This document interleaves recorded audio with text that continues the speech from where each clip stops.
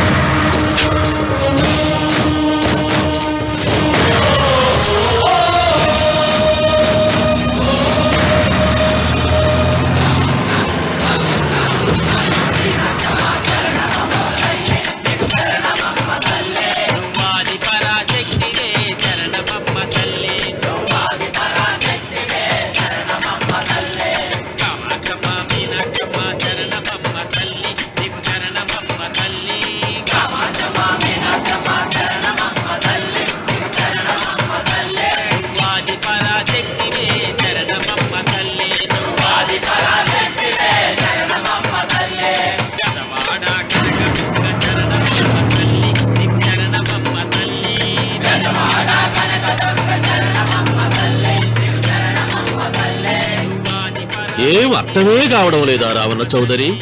నువ్వు చదివింది ఒక్కాకు తమలపాకు, నేను చదివింది పదాకులు విస్తరాకు.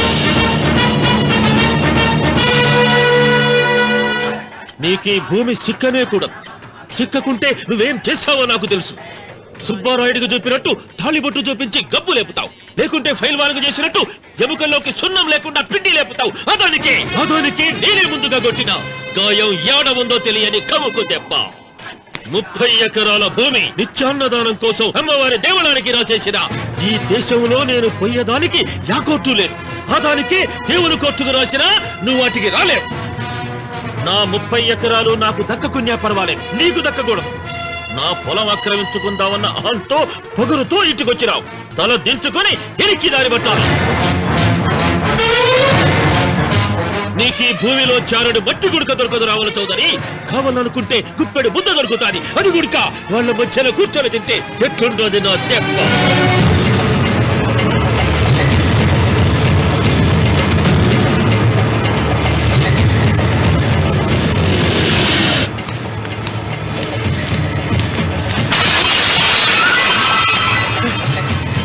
ఏమైంది?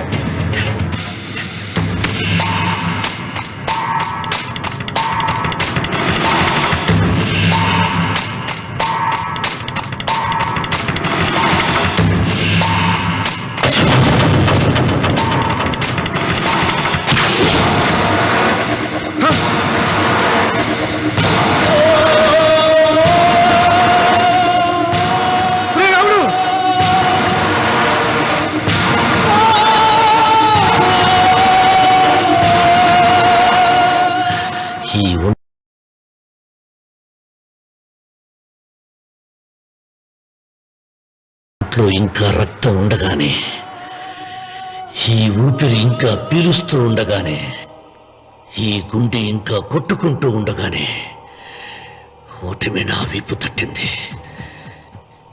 ఈ రక్తం మొత్తం ఒంట్లోంచి పోవాలి.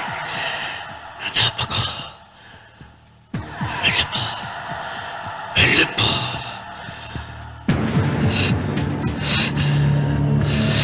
అమ్మా సీతారత్న, అబ్బాయిరా పెళ్లికి వెళ్ళారండి. అయ్యో రే, నువ్వు వెళ్ళి డాక్టర్ తీసుకురా. అయ్యో నీ బుర్రే బుర్రా.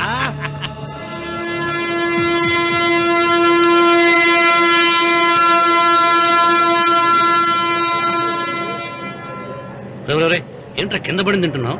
రేపటి నుంచి మీరు కూడా ఇదే తినాలండి. ఎందుకురా? లేకపోతే ఏంటండి, పని ఏమైనా ప్రేమించగానే సరిపోలేదండి, వాళ్ళు అలవాటు కూడా నేర్చుకోవాలి. అందుకని రేపటి నుంచి చికెన్ నేను తింటాను, జొన్న రొట్టె కొట్టుకొని మీరు తినండి. ప్రేమకు పేదరికం అంటున్నా. ఆ అమ్మాయి కోసం నా ప్రాణాయమే ఇస్తాను. పని మనిషిని ప్రేమించావా? అమ్మా అమ్మ, నీ దండం పెడతానే, పని మనిషిని కలుపుకులా తీసేయద్దు. అమ్మాయి అంటే నాకు ఇష్టం అమ్మా. అమ్మగారు ప్రతి పెళ్లికి అబ్బాయి గారు తీసుకెళ్ళి వాళ్ళ ఇద్దరు అక్షంతలు వేయించడమే కానీ ఆయన నెత్తి మీద అక్షంతలు ఎప్పుడు ఇస్తారండి? అసలు ముద్రపోయిన బెడకాయలా తయారవుతున్నాడు. అబ్బే, నేనండి. ఆ అమ్మాయి దేవురు ఆ విషయాలన్నీ నేను తర్వాత చెప్తాను కానీ అమ్మగారు ఆ చేతుల మీద కానీ నాకు కూడా పెళ్లి చేయండి. నీకు పెళ్ళా? అవునమ్మగారు, అబ్బాయి గారు పని అమ్మాయిని ప్రేమిస్తే నేను బాగా డబ్బులు ఉన్న అమ్మాయిని ప్రేమించారండి. అదిగో రైలు సిగ్నల్ ఇచ్చారండి. మీరు మా పెళ్లికి కూడా సిగ్నల్ ఇచ్చేస్తే ఈ రోజు మీ ఇద్దరికి ఏమైందిరా? ప్రేమలో పడ్డాం. ఆ? నమస్కారం బాబు గారు. నమస్కారం అండి. రండి.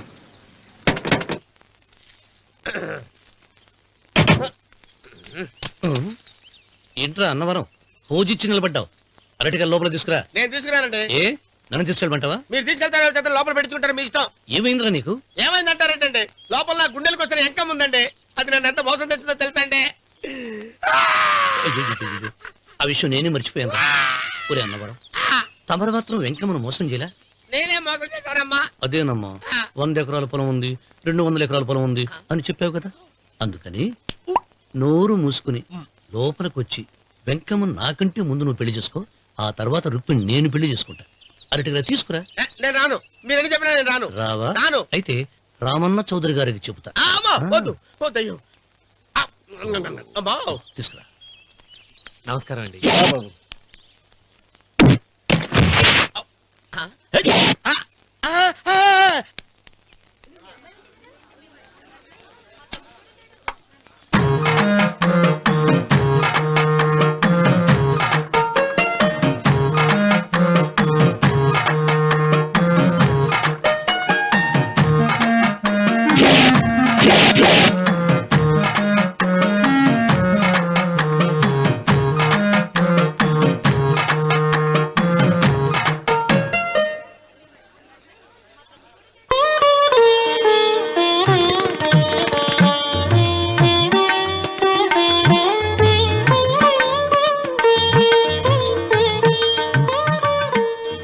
పంతులు గారు, ఇప్పటికే ఆలస్యమైంది. త్వరగా జాతకాలు చూసి లగ్న పత్రికలు రాయించండి. నేను అదే కంగారు పడుతున్నానండి.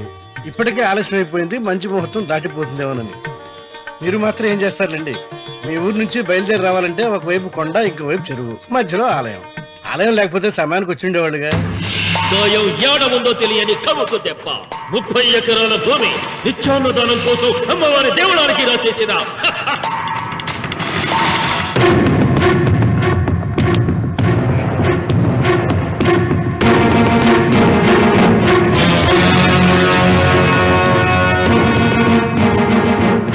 బావగారు ఏదో ఆలోచిస్తున్నారు.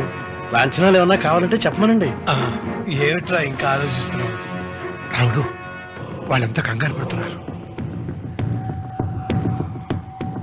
శుభం.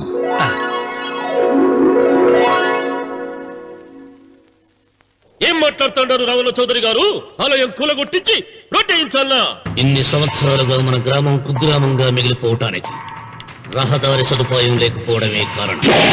ఇదిగో 6 మైళ్ల పొడవున రోడ్డు వేయించడానికి ప్లాన్ సిద్ధం చేశా.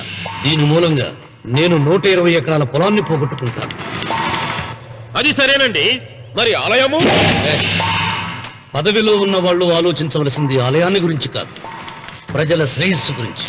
ఒక పక్క కొండ, ఇంకొక పక్క చెరువు, మధ్యలో ఆలయం. దాన్ని పడగొట్టకపోతే ఇంకో 6 మైళ్ల దూరం ఎక్కువ పెరుగుతుంది. అది అమ్మవారి ఆలయము.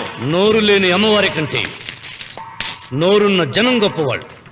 రోడ్డు లేకపోబట్టే ఈ పల్లెలోని పేద ప్రజలు పండించుకున్న కూరగాయలు పట్టణానికి తీసుకెళ్లలేకపోతున్నారు. వాళ్ళ బాగు కోసం రోడ్డు వేయించి తీరుతాను. దానికోసం ఏమైనా చేస్తాను. ఏం చౌదరి గారు, మీ ఇంటి మొగల శివలింగం ఆన్నే ఉండాలా? దానికి దినాము పూజలు పురస్కారాలు జరుగుతాండాలా? అమ్మవారి దేవాలయం మాత్రం కూలగొట్టాలనా? మీరు మీ ఇంటి ముందున్న శివలింగాన్ని పీకి పారేయండి, అప్పుడు ఆయన ఒప్పుకుంటాడు. నువ్వు ఈ మాటను అంగీకరిస్తున్నావా? ఒప్పుకోండి సాంబశివరావు గారు. ఈయన శివలింగం జోలికి ఏమాత్రం పోతాడో నేను చూస్తాను. కానీ ఏమి, ముందు శివలింగం పడుగొట్టని ఎరుక సిరి ఆలయం గోడ మీద పలుగు వెయ్యరి.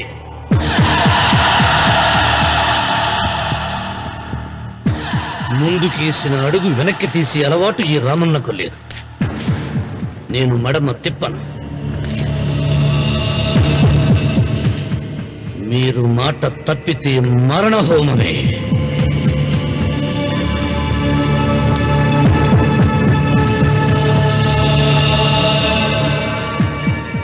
ఊపు చూస్తా ఉంటే శివలింగాన్ని పీకి పారేసెట్టే ఉండాడే. అయితే సాంబశివరావు గారి 30 ఎకరాలకు ఎసరే. ఆ ఇంటి ముందుండేటిది మామూలు రాయి కాదయ్యా, మహిమగల శివలింగము. తరతరాలుగా వాళ్ళ వంశాన్ని కాపాడుతాడాడే దేవుడు. చెయ్యి వెయ్యని తెలుసది.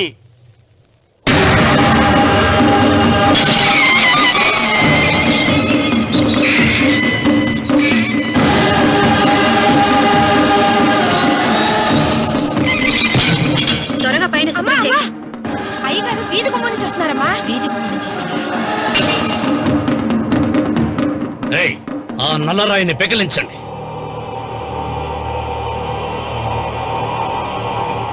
ఓ, మీరందరూ హిందువులు. మీకు కళ్ళు పోతాయి, మీ జీవితాలు కుళ్ళిపోతాయి అన్నారు. అయ్యా, ముస్లిం అయినా హిందూ అయినా దేవుడు దేవుడే. నేను ఈ పాపం చేయలేను. పాపం? దేవుడి ముందు చేతులు కట్టుకుని నిలబడటమే శాపం రా. నేనే పెకలిస్తాను.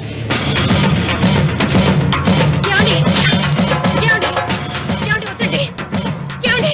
ఏమండి? నా మాట వినండి. సీత! వద్దండి. ఉత్తమ జాతి స్త్రీ ఒక్కసారి కోరిక కోరుతుంది, రెండోసారి అడగకూడదు. వద్దండి.